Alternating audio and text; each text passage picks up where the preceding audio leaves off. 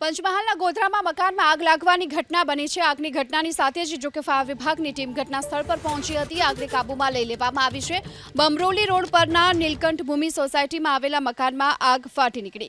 Godhra fire વિભાગની ટીમે આગ પર કાબૂ મેળવ્યો છે। આગની ઘટનામાં માલ સામાન બળીને ખાખ થયો છે। જોકે આગ કઈ રીતે લાગી તેને લઈને અત્યારે તપાસ થઈ રહી છે। કારણ અત્યારે અકબંધ છે, પરંતુ ઘટનાની જાણ થતાની સાથે જ ફાયર વિભાગની ટીમ ઘટના સ્થળ પર પહોંચી હતી અને આગ પર કાબૂ મેળવવામાં આવ્યો છે। પંચમહાલના ગોધરામાં મકાનમાં આગ લાગવાની ઘટના બની છે। આગની ઘટનાની સાથે જ જોકે ફાયર વિભાગની ટીમ ઘટના સ્થળ પર પહોંચી હતી। આગને કાબૂમાં લઈ લેવામાં આવી છે। બમરોલી રોડ પરના નીલકંઠ ભૂમિ સોસાયટીમાં આવેલા મકાનમાં આગ ફાટી નીકળી।